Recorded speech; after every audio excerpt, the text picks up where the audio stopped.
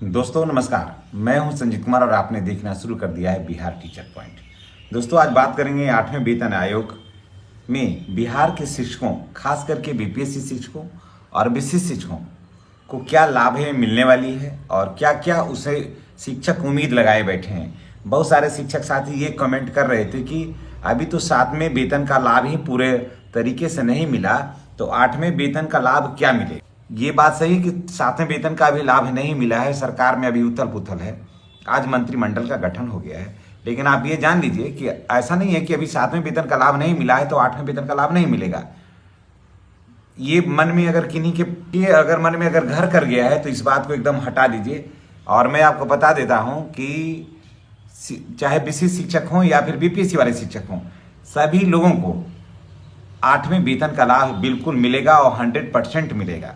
जी हाँ, 100% मिलेगा। और चलिए, केंद्र, जैसा कि आप सबको पता है कि 8वें वेतन आयोग की जो सिफारिशें हैं वो 1 जनवरी 2026 से लागू हो गई है और 18 महीने में इसका जो है रिपोर्ट देना है। और उसके बाद 1 जनवरी 2026 से जब से भी ये लागू होगा, 1 जनवरी 2026 से पूरा एरियर के साथ सारे शिक्षकों को इसका लाभ मिलेगा। तो उसमें नियोजित शिक्षकों को अगर हटा दिया जाए, क्योंकि नियोजित शिक्षक ऑलरेडी इस लाइन में सबसे आगे हैं और उनको तो मिलना ही है।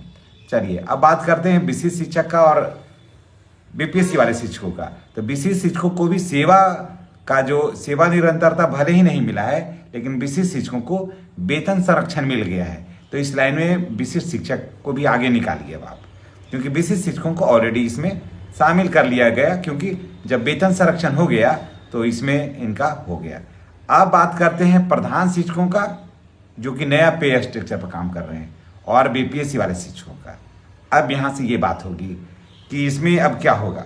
देखिए, केंद्र सरकार द्वारा 8वें वेतन आयोग की जो प्रक्रिया है उसको अब जारी किया गया है और उसमें अब जो है वो टाइम ऑफ रेफरेंस जारी कर दिया गया है। और उसके बाद बिहार में लाखों सरकारी शिक्षक कर्मचारियों, खास करके बीपीएससी वाले शिक्षकों को इसमें तेजी से लाभ मिलने की उम्मीद बरकरार है। कोई ये कहता है कि बीपीएससी वाले शिक्षकों को नहीं मिलेगा तो वो सिर्फ मन की बातें कहता है, अपना वो आधे अधूरी जानकारी के साथ इस बात को शेयर करता है। अब देखिए, 8वें वेतन आयोग का सबसे बड़ा संकेत क्या है, हम आपको बताते हैं।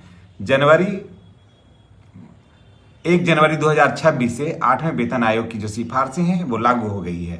8वें वेतन आयोग की घोषणा हो गई है और लंबे इंतजार के बाद उसका टीओआर जारी किया गया है। यानी टीओआर के चौथे बिंदु में स्पष्ट किया गया है कि आयोग ने यह ध्यान रखेगा कि सिफारिशों को राज्य सरकार को भी इसमें लागू करना है। कुछ आंशिक संशोधन हो सकता है, लेकिन लागू होगा, यानी कि जो केंद्र सरकार लागू करेगा वो बिहार में भी लागू होगा। अब देखिए, यहाँ पर ही जाकर के मामला फंसता है और लोग जो है वो गुमराह करते हैं। देखिए मामला क्या है, थोड़ा सा यहाँ देखिए। बिहार में पहले कैसे लागू हुआ था 7वें वेतन आयोग, इसको थोड़ा सा हम लोग जान लेते हैं। ऐसे देख लीजिए कि नियोजित शिक्षकों का वेतन क्या पे स्ट्रक्चर फिट बैठ रहा था 7वें वेतन के लाभ के लिए? नहीं, आंशिक संशोधन हुआ और 7वें वेतन का लाभ नियोजित शिक्षकों को मिल गया, है ना। तो अब यहाँ देखिए, 7वें वेतन आयोग लागू हुआ, उस समय केंद्र में एनडीए की सरकार थी, बिहार में भी उसी पैटर्न पर लागू हो गया, है ना। तो 24 अप्रैल 2017 को बिहार सरकार ने 7वें वेतन आयोग का नया पे स्ट्रक्चर लागू किया और इसमें यह उम्मीद और मजबूत हो जाती है कि 8वें वेतन आयोग में भी बिहार सरकार राज्य कर्मियों को उसी तर्ज पर जो नया पे स्ट्रक्चर दे करके इनको लाभ देगी और हर हाल में देगी। अब तो बात समझ में आ गई होगी। अब देखिए, अब तक के सभी वेतन आयोग में वेतन वृद्धि का जो रफ्तार है उसे हम लोग थोड़ा समझ लेते हैं। तो सबसे पहले ये जानिए कि पहला वेतन आयोग कब आया था। तो 1946 को पहला वेतन आयोग आया था। उसमें लगभग कर्मचारियों का वेतन जो था वो 11% वृद्धि हुई थी। यह पहली बार वेतन संरचना तय हुआ था। दूसरा वेतन आयोग 58-59 में आया था। इसमें 14.2% वेतन में वृद्धि हुई थी। महंगाई भत्ता अस्थायी रूप से इसमें शामिल नहीं था। अब तीसरा वेतन आयोग 1973 में हुआ और पहली बार डीए वेतन में शामिल किया गया और मेडिकल एवं अन्य भत्ते शुरू हुए और लगभग इस समय 1973 में 20% जो था वो वृद्धि वेतन में वृद्धि हुई थी। चौथा वेतन आयोग 1986 में जो इसमें औसतन 27% वेतन की वृद्धि हुई थी और पे स्ट्रक्चर को और भी ज़्यादा सरल, आसान और सहज बनाया गया। पांचवें वेतन आयोग 1996 में लागू हुआ। ये लगभग 31% वेतन की वृद्धि यहाँ पर हुई थी और रिटायरमेंट लाभों में भी सुधार हुआ था। छठा वेतन आयोग 2006 में लागू हुआ। ग्रेड पे सिस्टम लागू हुआ और लगभग 40% तक वेतन वृद्धि हुई। अब सातवें वेतन आयोग 2016 में यहीं से शिक्षकों का, नियोजित शिक्षकों का जो है वो दौर शुरू होता है। फिटमेंट फैक्टर लागू हुआ और लगभग 23% जो था वो वेतन में वृद्धि हुई। अब आठवें वेतन आयोग की सिफारिशें, अब आठवें वेतन आयोग में कितना बढ़ेगा इस पर चर्चा है। सबसे ज़्यादा चर्चा है यहीं पे फीडमेंट फैक्टर को लेकर के कि फीडमेंट फैक्टर क्या होगा, उसी के हिसाब से बढ़ता है। जितना ज़्यादा फीडमेंट फैक्टर होगा मूल वेतन में उतना से गुना होगा और उसके बाद बढ़ेगा। यानी कि 2.86 जो है वो फीडमेंट फैक्टर रहने की संभावना है कि कम से कम 2.86 होगा। तो 2.86 जो है से आप अपना मूल वेतन में उसको गुना करिएगा तो आपको साफ साफ समझ में आ जाएगा कि आपका वेतन कम से कम कितना वृद्धि होगा। एकदम साफ है, इसका जोड़ घटाव बहुत आसान है। जितना आपका मूल वेतन है उसमें 2.86 से गुना कर दीजिएगा। फीडमेंट फैक्टर रहने की यही संभावना सबसे मिनिमम आप बता रहे हैं। इससे ज़्यादा होगा, इससे कम होने की कोई बात नहीं है। अब चलिए थोड़ा आगे बढ़ जाते हैं और शिक्षकों की तरफ हम इस समाचार को एक नया रुख दे रहे हैं। कुल वेतन वृद्धि 30% तक हो सकती है और 1 जनवरी 2026 से लागू होगा।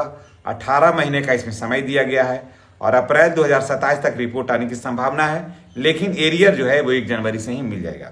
अब सबसे बड़ा सवाल ये है कि बीपीएससी शिक्षकों को इसका लाभ मिलेगा, यानी प्रधान शिक्षकों को या बीपीएससी शिक्षकों को इसका लाभ मिलेगा या नहीं। तो देखिए, बिहार में बीपीएससी शिक्षकों को और प्रधान शिक्षकों को तो राज्यकर्मी का दर्जा मिल गया है, लेकिन वो अधिकार अभी तक नहीं मिला है जिसके ये हकदार हैं। वो अधिकार आज भी इनको नहीं मिला है जिसके ये हकदार हैं और यहीं से इनका मनोबल को कोई तोड़ देता है कि आपको अभी फिलहाल नहीं मिलेगा। लेकिन मैं आपको बता देता हूं कि आपको हर हाल में मिलेगा और आपका जो पे स्ट्रक्चर है उसमें भी आपका सुधार होने वाला है और बहुत जल्द सुधार हो जाएगा। मंत्रिमंडल की आज बैठक गठन हो गया है और बहुत जल्द सुधार हो जाएगा, इसलिए आपको टेंशन लेने की जरूरत नहीं है। आपका डीए अपडेट होगा, एचआर अपडेट होगा, बासी इंक्रीजमेंट सही तरीके से लगेगा और एचआर में स्वतः अपडेट हो जाएगा। और जैसे अभी देखिए क्या है कि दूसरा रास्ता है कि 25,000, 28,000, 31,000, 32,000 जो यदि सरकार अलग अलग वेतन जैसे तय करती है, वेतन संरचना तय करती है, तो फिर यहाँ पर थोड़ा सा प्रॉब्लम होगा। लेकिन गवर्नमेंट को इसमें थोड़ा सा आंशिक सुधार करके पे स्ट्रक्चर पर फिट जब बैठ जाएगा ना, तो मैं आपको बता दे रहा हूँ कि अभी जितने भी शिक्षक हैं, चाहे 1 to 5 में हो या 9, 10 में हो या 11, 12 में हो, सभी का वेतन में बेतहासा वृद्धि होगा। समझ गए? मान के चलिए कि आप एकदम अगर 1 to 5 के शिक्षक हैं और आपकी नियुक्ति TRE 3 में हुई है, तो आपको मैं बता दे रहा हूं कि आपका पेमेंट कम से कम भी तो 78 से 82,000 रुपया तक होगा, कम से कम। समझ गए? इस चीज़ को नोट कर लीजिए। और अगर 11, 12 के शिक्षक हैं तो उनका जो TRE 3 में आए हैं, मैं उनका बात कह रहा हूँ। पुराने का तो मैं जो पुराने में शिक्षक जैसे नियोजित वगैरह उनका तो 90,000 प्लस चल जाएगा। जो TRE 3 वगैरह में जो शिक्षक हैं आए हैं तो उनका भी मान के चलिए कि कम से कम 85 से 90,000 के आसपास पेमेंट एकदम होना बिल्कुल तय है। तो चलिए इसी के साथ मैं आपसे विदा लेता हूँ। नेक्स्ट वीडियो में हमारी और आपकी फिर मुलाकात होगी। चैनल पर नए हैं तो चैनल को सब्सक्राइब करके बेल आइकन को दबाइए ताकि वीडियो का जो नोटिफिकेशन है वो आपको मिलता रहे। धन्यवाद।